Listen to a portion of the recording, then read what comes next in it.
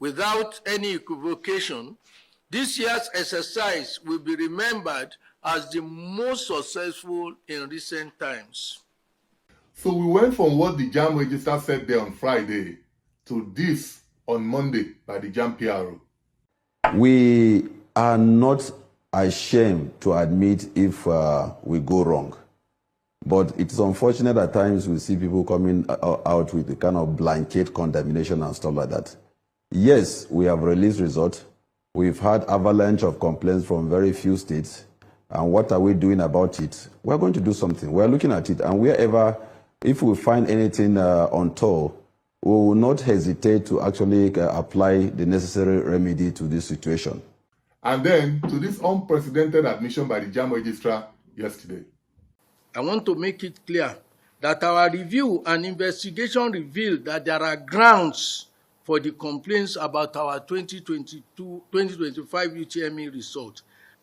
In simple terms, what I'm saying, while 65 centers, that is 206,610 candidates were affected in Lagos zone, comprising only of Lagos. 65 centers, 206,610 candidates. 92 centers, i.e., 173,387 were affected in Owerri zone, which includes the southeast states. In terms of states, 5 states of the southeast were affected, but in terms of number, over 200, all of them coming from Lagos State, were affected, but 173,387 from the southeast states. In clear terms, in the process of rectifying the issue, the technical personnel deployed by our service provider for LAG, Lagos and Southeast zones, inadvertently failed to update some of the delivery servers. Regrettably, this oversight went undetected prior to the release of the results. Within 24 hours of rigorous work, we were able to isolate where the problem emanated from, as I have said earlier on. It happened in 65 centers in Lagos and 92 centers in Owerri zone. That is covering the cities, just as Ibadan is regarded as Ibadan zone, covering all the 5 states of the southwest. Owerri is also covering all the 5 states of the east, of the southeast. In these centers, the centers that we have mentioned, the patch was not properly applied in some center servers, which we later discovered, by the service provider. And that failure disrupted the upload of the candidate response within the first 3 or 4 days as applicable to Lagos and Owerri zone. The 2025 UTME that could have been our finest yet, were it not for the carelessness, negligence, and lack of concern exhibited by the agent entrusted with this crucial yet straightforward function. Despite being able to identify the source of the problem and the affected centers, we are conscious of the painful damage it has inflicted on the reputation of JAMB. As Registrar of JAMB, I hold myself personally responsible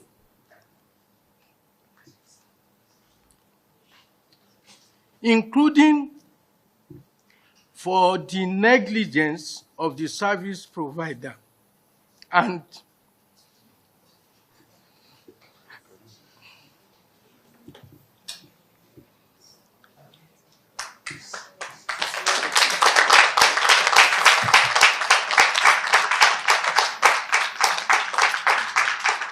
I unreservedly apologize for it and the trauma it has subjected affected Nigerians to, directly or indirectly. It is our culture to admit error because we know that in spite of the best of our efforts, we are human. We are not perfect. A very emotional Professor Oloyede there, whom I will get to in a moment. But can we first and foremost doff our hearts to all the students, parents, and indeed Nigerians who pragmatically held JAMB's feet to the fire. Truth is, without the indefatigable pressure they mounted on JAMB, the error that JAMB is now admitting to may not have been discovered.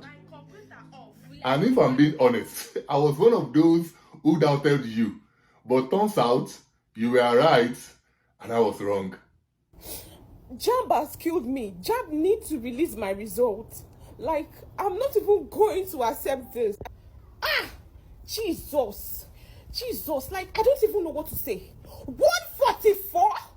144? Like, how is that even possible? I can vouch and I can beat my chest that the score you people are giving is not even my score. 139, never. Most of my English questions, like my Lekki headmaster, I had to come back that day after my exam. I had to review my answers, and I saw that most of them were correct. I don't want to know how dull I can be or how dumb I can be, but that score I am seeing for my English is not even my own score. You cannot tell me that I scored 171. You cannot tell me that, because I know what I did, I know what I wrote, I know what I studied, I know what I saw in the exam. You cannot fucking tell me that JAMB this thing is like, oh Jesus. My computer off. My own computer off. My computer off. Why?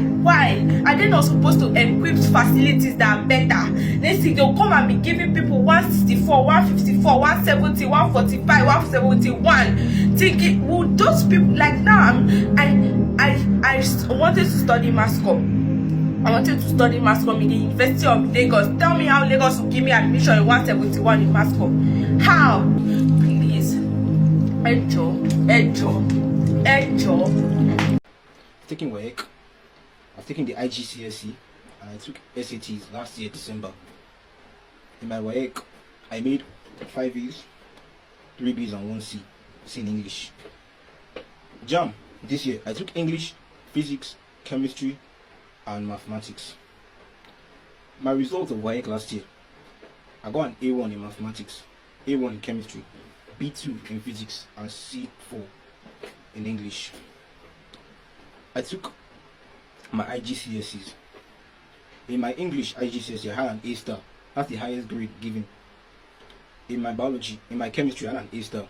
In my physics, I had an A star. In mathematics, I had an A. 3 A stars and 1 A for those subjects. In my SATs, I had a 1410. SATs, only 2 subjects.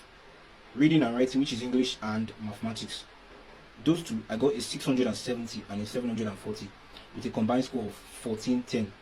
This is my first time writing the SAT. I got a 1410, putting me in the 94th percentile of students, meaning I did better or scored the same as 94% of students worldwide. Why am I saying this? JAMB, I took JAMB this year and they're giving me a 151. I don't believe that's my, I don't believe, that is not my result. English 37, biology 37, physics 44, chemistry 44. If you add it all together, that's 162. Even if I did not read for this JAMB, for this year JAMB, I cannot get anything less than 220 or 210. I know what is inside here. I'm not dumb, JAMB. I am not, my brain cells are not dead, they are working. I might not be overly intelligent, but I am smart. I carry a book for head.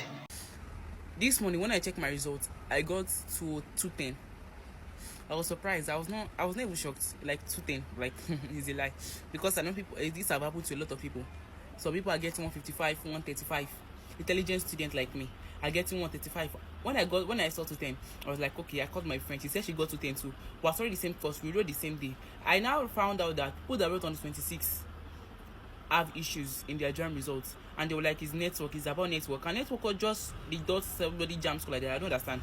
Because I had my exam on Monday the 28th, and it's like most people on that Monday they had problems because my system logged me out two times. So I don't know, maybe as it logged me out, the answer maybe submitted for me or something. So I really want to know what the problem is with JAMB. JAMB should be able to tell us what the problem is, and like where someone like me can drop from 297 to 155.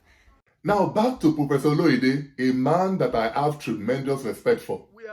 So Prof, how did we go from the exam being the best thing since sliced bread to you now admitting to these errors?